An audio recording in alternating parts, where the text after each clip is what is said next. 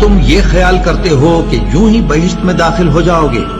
اور ابھی تم کو پہلے لوگوں کی سی مشکلیں تو پیش آئی ہی نہیں۔ ان کو بڑی بڑی سختیاں اور تکلیفیں پہنچیں اور وہ صعوبتوں میں ہلا ہلا دیے گئے،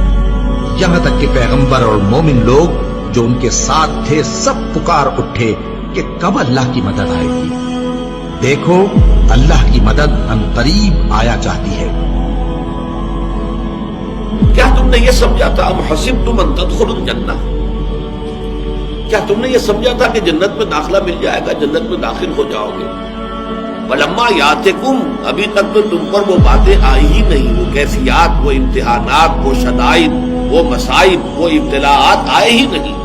مثل الذین خلوا من قبلکم، جیسے کہ ان لوگوں پر آئی تھی جو تم سے پہلے تھے۔ مستھم البأساء، انہیں گھیر لیا آ کر سختیوں نے۔ سختیاں ہر طرح کی ہو سکتی ہیں، لیکن خاص طور پر باسا کا لفظ آتا ہے فقر اور فاقہ، بھوک کی سختی۔ والضراء، اور تکالیف، کہیں کوئی زخم لگ گیا ہے، کوئی چٹکا لگ گیا ہے، کہیں اور طرح کا، کہیں کوئی صدمہ پہنچا ہے، تو چاہے وہ ذہنی تکلیف ہے، نفسیاتی تکلیف ہے، یا یہ کہ وہ جسمانی تکلیف ہے۔ وزلزلوا، اور وہ ہلا مارے گئے، گویا کہ ان کو اچھی طریقے سے اللہ تعالیٰ نے آزمایا، جھنجھوڑ ڈالے گئے، زلزلوا، جھنجھوڑ ڈالا۔ حتی یقول الرسول والذین آمنوا معہ، یہاں تک کہ کہہ اٹھتے تھے وقت کے رسول بھی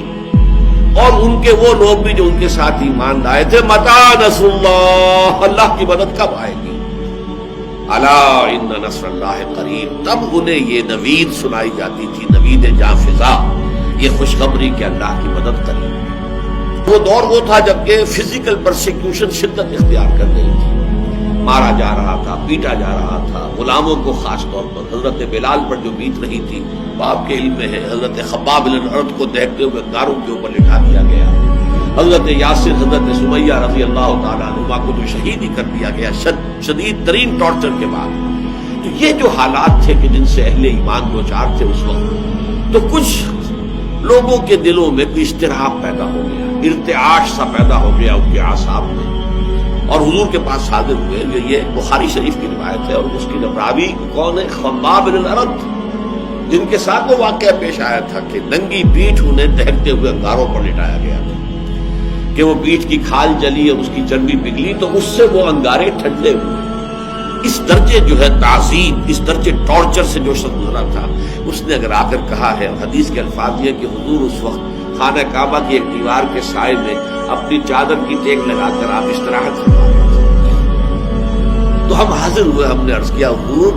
اب تو یہ مصائب ناقابل برداشت ہوتے جا رہے ہیں، الا تدعو لنا، آپ ہماری دعا نہیں کرتے کہ اللہ تعالیٰ کی طرف سے نصرت آ جائے؟ تو حضور نے بھی کچھ اظہار ناراضگی فرمایا، آپ اٹھ کر بیٹھ گئے اور آپ نے کہا خدا کی قسم تم بہت جلدی مچا رہے ہو، تم سے پہلے کے لوگوں پر تو وہ مصیبتیں آئیں جو تم پر ابھی آئی ہی نہیں ہے۔ تم سے پہلے جو امتیں تھیں جو ایمان لاتے تھے رسولوں پر، ان کا تو یہ بھی ہوتا تھا کہ زندہ آگ میں جلا دیا جاتا تھا، یہ بھی ہوتا تھا کہ لوہے کے کنگھوں سے ان کی ہڈیوں پر سے ان کے گوشت کو کھرچ لیا جاتا تھا، یہ بھی ہوتا تھا کہ ایک گڑھا کھود کر ایک آدمی کو گاڑ دیا جاتا تھا اس میں، اور پھر اس کے سر کے اوپر آرا رکھ کر چیرنا شروع کرتے تھے اور پورے جسم کو دو حصوں میں تقسیم کر دیتے تھے، لیکن پھر بھی وہ ثابت قدم رہتے تھے کہ تم تو جلدی بچا رہے ہو۔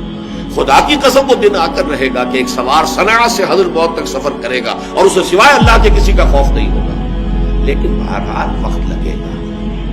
تو اللہ تو ظاہر کر کے رہے گا ان کو کہ جو سچے ہیں، واقعی صادق الایمان ہیں، اور ان کو کہ جو جھوٹ موٹ کے ہی مومن بنے پھرتے ہیں، جو حقیقت میں مومن نہیں ہے بلکہ صرف یہ کہ انہوں نے ایمان کا لبادہ اوڑھ لیا۔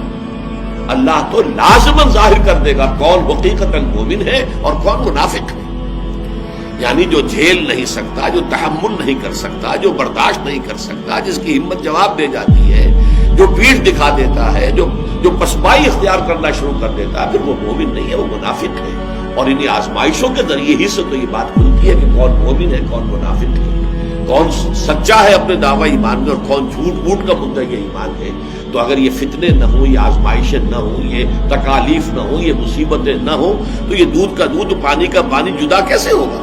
یہ تو سب گڑبڑ رہے گی۔ یہ ہے اصل میں وہ مستقل مضمون اس قرآن حکیم کا کہ صاحب ایمان کے لیے لازمن ابتلا، امتحان، آزمائش، بلکہ اس کو نوٹ کر لیجئے، جس کا جتنا اونچا مقام ہوگا اتنی ہی بڑی آزمائشیں اس پر آئیں گی، اتنے ہی سختر امتحانات سے اس کو گزرنا ہوگا۔ جس کی سب سے بڑی مثال جو آئی ہے وہ حضرت ابراہیم علیہ السلام کے ذات مبارکہ ہے، کیسے کیسے امتحانات سے وہ گزرے ہیں۔ وَإِذِ ابْتَلَىٰ إِبْرَاهِيمَ رَبُّهُ بِكَلِمَاتٍ فَأَتَمَّهُنَّ قَالَ إِنِّي جَاعِلُكَ لِلنَّاسِ إِمَامًا، اور یاد کرو جب کہ ابراہیم کو آزمایا ان کے رب نے بڑی بڑی باتوں میں، کلماتن، یہ جو تنکیر ہوئی ہے، نکرہ آیا تفخیم کے لیے، بہت بڑے بڑے امتحانات۔ اکلوتا بیٹا 87 برس کی عمر میں دعائیں مانگ مانگ کر لیا، آخری امتحان یہ تھا اس بوڑھے کا، اس ضعیف کا، 87 برس کی عمر میں بیٹا ہوا ہے، اور اب 13 برس کا بیٹا ہو گیا ہے، وہ بوڑھا 100 برس کا اور اکلوتا بیٹا۔ فرمایا ذبح کر دو، اور وہ ذبح کرنے کے لیے تیار ہو گیا۔ یا ابراہیم قد صدقت الرؤیا انا کذالک نجزی المحسنین، گویا کہ ممتحن جو ہے اس کی بس ہو گئی ہے،